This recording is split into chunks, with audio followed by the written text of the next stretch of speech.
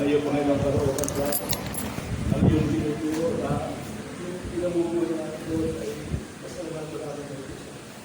Lahat ang nagawa mo sa ating buhay, para may natin mo, para may Panginoon mo, para binigyan na natin ang pagkakailangan ko sa Diyos.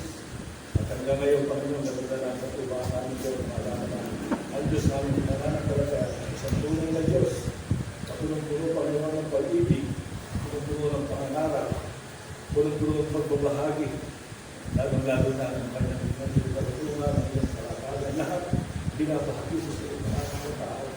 Kaya nawa, Panginoon, patuloy namin maisip ko, Diyos, na aming Panginoon, aming ipahayag kayo ng Diyos sa mga tao, na walang katulad, Panginoon, ng tao na may mamasa. Kaya salamat sa bawat sa mga tao namin. Salamat sa iyo sa sumali, sa pag-iwal ko. Salamat Panginoon sa pagkakaloon. Pagkain ko, ready na Diyos, sa aming mga sarili.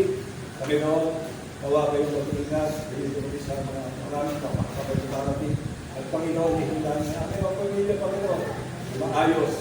Salamat po. At hanggang ngayon, Panginoon, habang panahon, meron kami isang Diyos na matatawagan.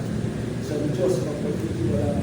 Ay bibigay namin ang aming buhay sa pagkakito at aming Panginoon. Isasalamatan ng Diyos na meron nagbibigay sa ating Panginoon ng lakas sa parang ng kailangan.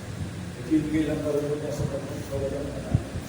Wala kang mga pagkaanin lahat pa, huluhan, ang kapatagaran ng buhay ng Panginoon ay nasa kailangan. Kaya sa atin namin kami ng lahat at kulihan, lahat ng karangalan, at sa pagkakaroon namin, kanyang po ang aming mga karoon.